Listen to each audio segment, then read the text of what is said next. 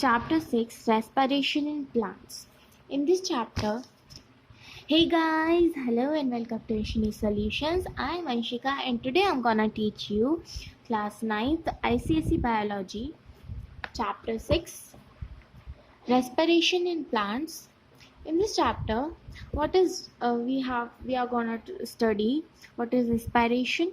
Respiration क्या होता है, रेस्पिरेशन की इक्वेशन, रेस्पिरेशन की कैरेक्टरिस्टिक्स, रेस्पिरेशन ऑफ बर्निंग मतलब कंबशन, प्लांट्स का रेस्पिरेशन, ऑक्सीजन कैसे एंटर करता है रूट्स में और स्टेम्स में, और न्यूमेटोफोर्स क्या होते हैं, टाइप्स ऑफ रेस्पिरेशन एरोबिक और एनारोबिक दोनों के बारे में डिटेल में पढ़ेंगे, और वर्सेस फोटोसिंथेसिस रेस्पिरेशन, और प्लांट्स रेस्पिरेशन को हम कंपेयर करके देखेंगे एनिमल रेस्पिरेशन से, और कुछ एक्सपेरिमेंट्स पढ़ेंगे अब ऑन रेस्पिरेशन.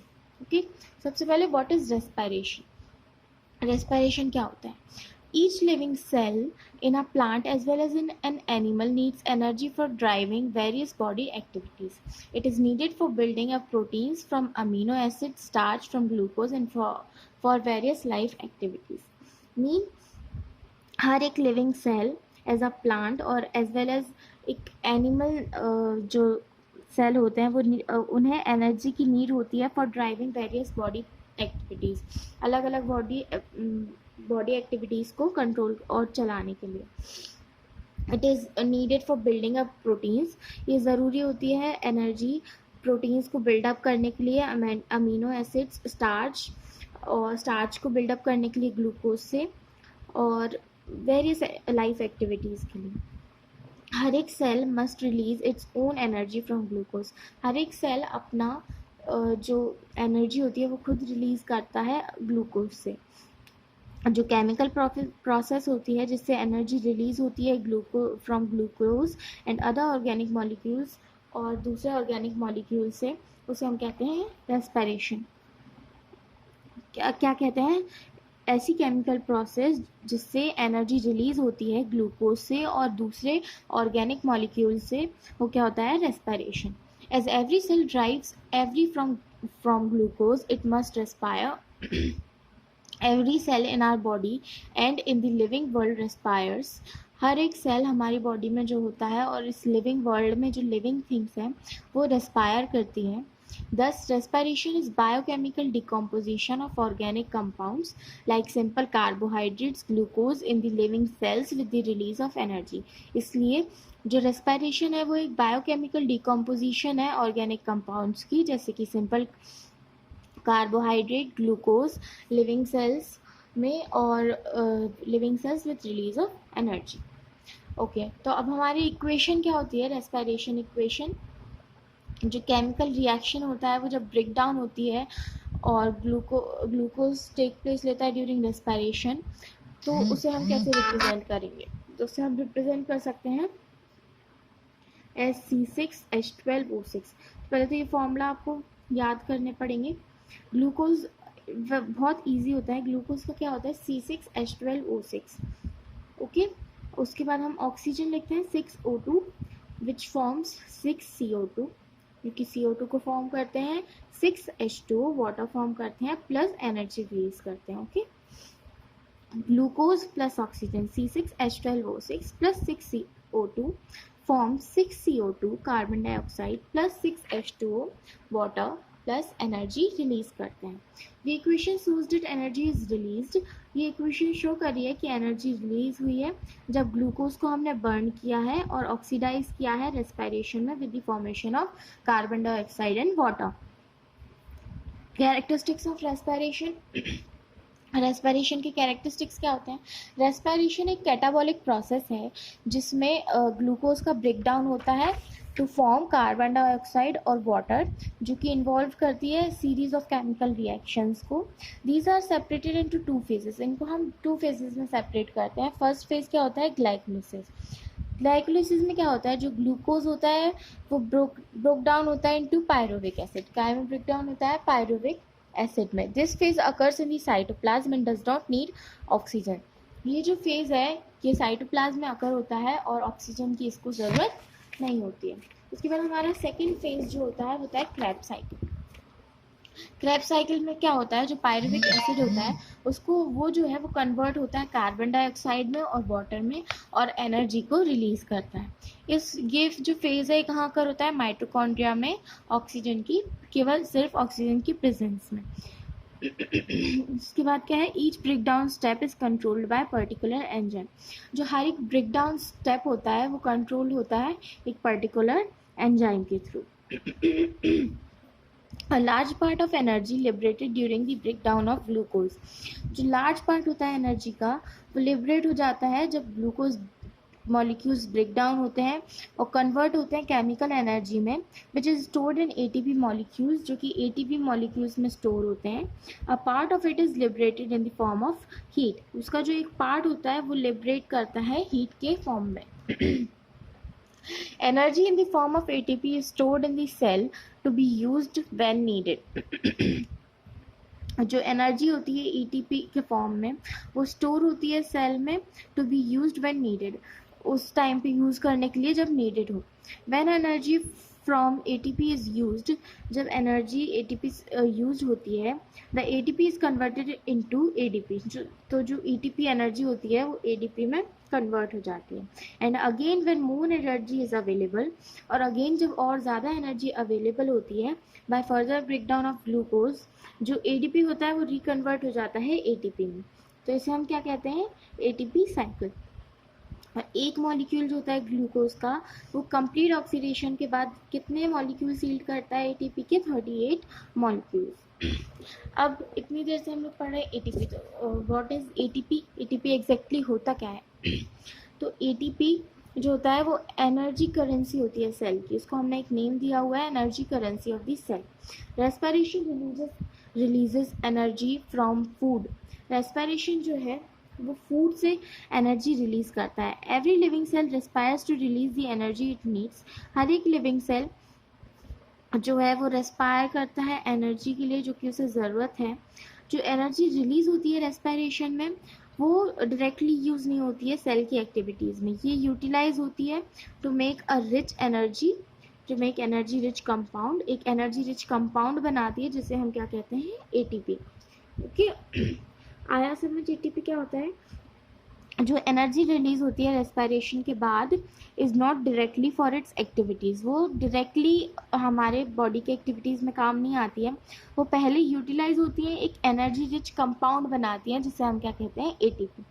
तो ये होता है ATP energy. Okay, the energy stored in ATP molecule can be released very quickly when needed, जो एटीपी मॉलिक्यूल्स में जो एनर्जी स्टोर होती है वो बहुत क्विकली रिलीज हो सकती है जब हमें ज़रूरत हो। Hence ATP is called energy currency of cell, इसलिए हम एटीपी को क्या कहते हैं, सेल का energy currency of the cell. Okay, respiration and burning, अब हम पढ़ेंगे रेस्पिरेशन, बर्निंग और कंबशन। तो रेस्पिरेशन जो होता है वो डिफरेंट होता है बर्निंग ऑफ कोल से।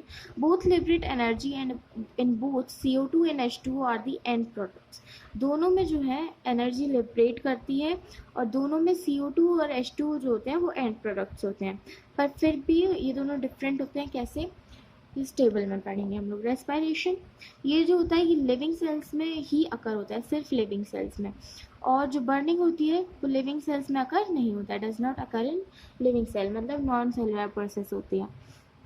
रेस्पिरेशन जो है वो कंपाइल करती है केमिकल स्टेप्स की सीरीज को, जबकि बर्निंग एक सिंगल स्टेप होता है।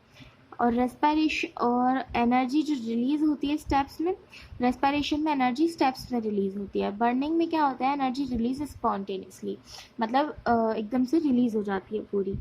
Each step is carried out by a specific enzyme, जो रेस्पिरेशन होता है उसमें हर एक स्टेप एक स्पेसिफिक एंजाइम के थ्रू लिया जाता है, बर्निंग में कोई एंजाइम इन्वॉल्व नहीं होता। रेस्पिरेशन जो है, most of the energy released during respiration is stored in ATP, जो most of the energy released होती है during respiration वो ATP में store होती है। It takes place at body temperature, ये कब कैसे टेम्परेचर पे प्लेस लेती है, बॉडी टेम्परेचर पे, मतलब यूजुअल टेम्परेचर पे। बर्निंग में क्या होता है, जो सारी एनर्जी होती है वो लिबरेट करती है हीट और लाइट के फॉर्म में, और ये जो होती है बहुत हाई टेम्परेचर पे अकर करती है। ओके, अब डिफरेंस पता चल गया respiration and burning. Now respiration in plants, plants में रेस्पिरेशन कैसे होता है?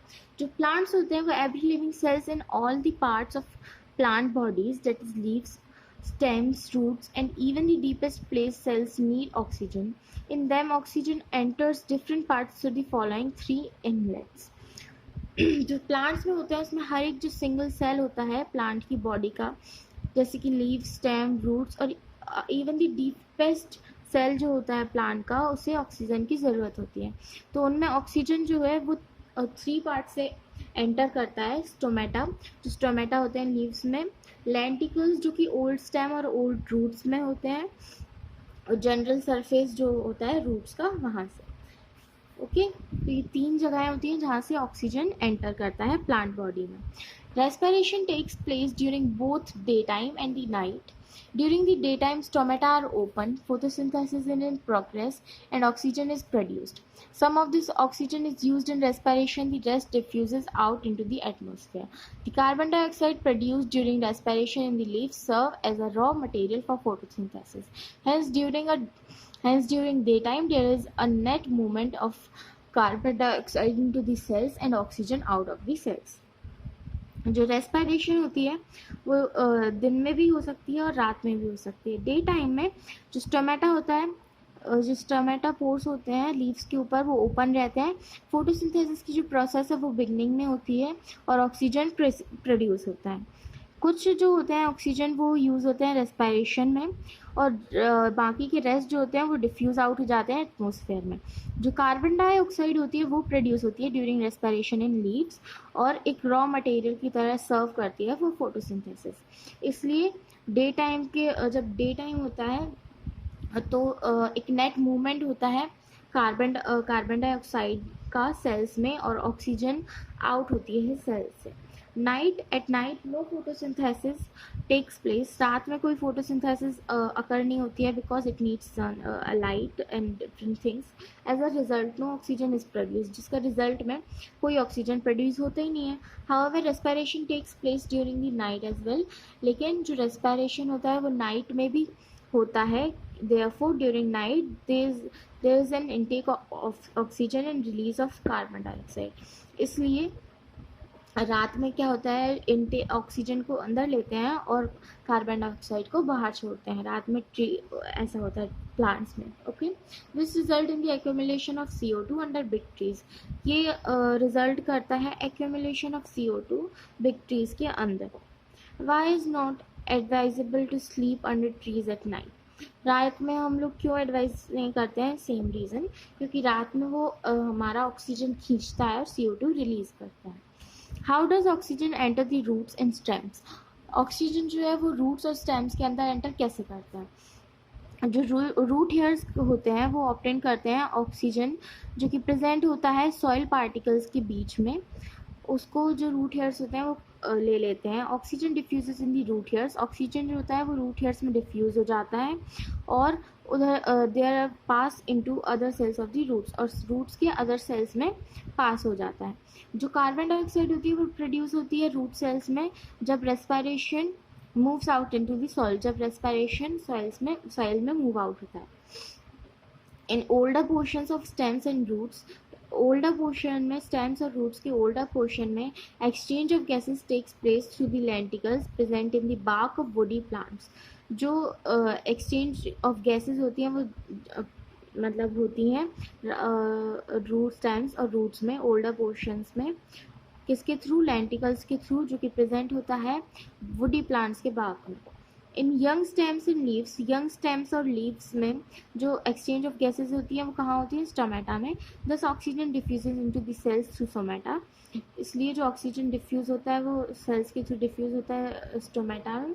Similarly carbon dioxide diffuses from the cells through stomata. इसी तरह से कार्बन डाइऑक्साइड भी डिफ्यूज़ होती है थ्रू सेल्स और स्टोमेटा टू द एक्सटीरियर. अब न्यूमेटोफोर्स क्या होते हैं? तो plants growing in mangroves or saline swamps have respiratory or breathing roots called pneumatophores. जो plants mangroves और saline swamps में grow करते हैं उनका जो रेस्पिरेटरी और ब्रीदिंग जो रूट्स होते हैं उन्हें हम क्या कहते हैं? न्यूमेटोफोर्स. न्यूमेटोफोर्स जो होते हैं वो इमर्ज करते हैं वाटर लॉक्ड सॉइल में. These pneumatophores wear lenticles और breathing pores. ये जो pneumatophores होते हैं ये lenticles को bear करते हैं और breathe करते हैं pores को. Near the apical region के पास exchange of gases takes place through these pores. जो exchange of gases होते हैं वो takes place through these pores. In pores के थ्रू वो अकर होते हैं. ये हमारा कॉन्सेप्ट चेक 1 है. यहाँ तक उसका आप लोग इसके आंसर्स नोट कर लीजिए. अब हम आगे बढ़ते हैं. क्या है अभी क्या है, अब हमारा नेक्स्ट टॉपिक क्या है, टाइप्स ऑफ रेस्पिरेशन, एरोबिक और एनारोबिक. तो डिपेंडिंग ऑन यूज़ और नो यूज़ ऑफ ऑक्सीजन, मतलब ऑक्सीजन की यूज़ और ऑक्सीजन के ना यूज़ होने पे जो रेस्पिरेशन को हम टू टाइप्स में डिवाइड करते हैं, एरोबिक और एनारोबिक रेस्पिरेशन. एरोबिक रेस्पिरेशन में क्या होता है, ऑक्सीजन नीडेड होता है, मतलब ऑक्सीजन की एब्सेंस ज़रूरी होती है. इस प्रोसेस में जब ये प्रोसेस कंटिन्यूएशन में होती है, ये there is complete oxidation of glucose का कंप्लीट ऑक्सीडेशन होता है with the use of oxygen और वाटर और कार्बन डाइऑक्साइड जो होता है वो प्रोड्यूस होता है एज एंड प्रोडक्ट्स की उसमें क्या होता है. During this process there is complete oxidation with the use of oxygen and water and carbon dioxide are produced as end products. जो टोटल 38 ATP मॉलिक्यूल्स होते हैं वो प्रोड्यूस होते हैं ब्रेकडाउन ऑफ 1 ग्लूकोज मॉलिक्यूल, एक ग्लूकोज मॉलिक्यूल के breakdown पे. इसका जो रिएक्शन होता है वो हमें यहाँ पे शो है इन the equation. C6H12O6 glucose plus 6O2 oxygen form 6 CO2 carbon dioxide, 6 H2O water plus 38 ATP energy release होती है हमारी. The aerobic respiration is completed into two phases. Aerobic respiration 2 phases में complete होता है, glycolysis और Krebs cycle, जो आपको पढ़ा चुके हैं last. The organisms which respire anaerobically are called aerobes. जो ऑर्गेनिज्म एरोबिकली रेस्पायर करते हैं उन्हें हम क्या कहते हैं, एरोब्स. अब एनारोबिक रेस्पिरेशन क्या होता है, एनारोबिक रेस्पिरेशन ऑक्सीजन की एब्सेंस में अकर करता है, मतलब उसको ऑक्सीजन की नीड नहीं होती है. कुछ जो बैक्टीरिया और माइक्रो ऑर्गेनिज्म या फिर फंगई होते हैं जैसे कि यीस्ट होता है वो एनर्जी ड्राइव करता है एनारोबिक रेस्पिरेशन के थ्रू. एनारोबिक रेस्पिरेशन में ऑक्सीजन प्रेजेंट नहीं होता है, इसलिए जो ग्लूकोज मॉलिक्यूल होता है वो इनकम्प्लीटली ब्रोकन डाउन होता है इनटू इथाइल अल्कोहल. वो इनकम्प्लीट ब्रोकन डाउन होता है और वो क्या फॉर्म कर लेता है, इथाइल अल्कोहल और लैक्टिक एसिड और carbon dioxide. During this process, इस प्रोसेस के चलते only a small quantity of energy is release as shown in the equation below. इस जब ये वाला जो हमारा रेस्पिरेशन होता है तो small amount of energy release होती है जैसे कि हमें शो किया गया है इक्वेशन में. तो ये हमें ग्लूकोज गिवन है, इससे ये ग्लूकोज अच्छे से ब्रोकन डाउन नहीं हुआ due to absence of oxygen. ये क्या फॉर्म किया है, ethyl alcohol CO2 and then energy कितनी रिलीज हुई, only 2 ATP energy released. Okay. उसके बाद जो हमारा जो एनारोबिक रेस्पिरेशन का भी जो फर्स्ट स्टेप होता है वो क्या होता है, ग्लाइकोलिसिस. उसके बाद जो पायरुविक एसिड होता है वो ब्रेक डाउन करता है ऑक्सीजन की एब्सेंस में, जो कि क्या फॉर्म करता है, अल्कोहल इन प्लांट सेल्स और lactic acid in animal cells. Plant cells में अल्कोहल और लैक्टिक एसिड एनिमल्स में. जो ऑर्गेनिज्म होते हैं जो कि एनारोबिकली रेस्पायर करते हैं उन्हें हम क्या कहते हैं, एनारोब्स.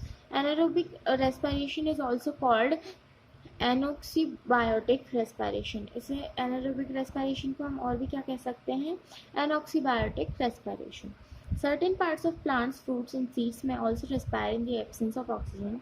कुछ पार्ट्स प्लांट्स के, फ्रूट्स के या सीड के जो हो सकता है ऑक्सीजन के एब्सेंस में रेस्पायर करें in certain conditions for few days, कुछ दिनों के लिए कुछ कंडीशंस में.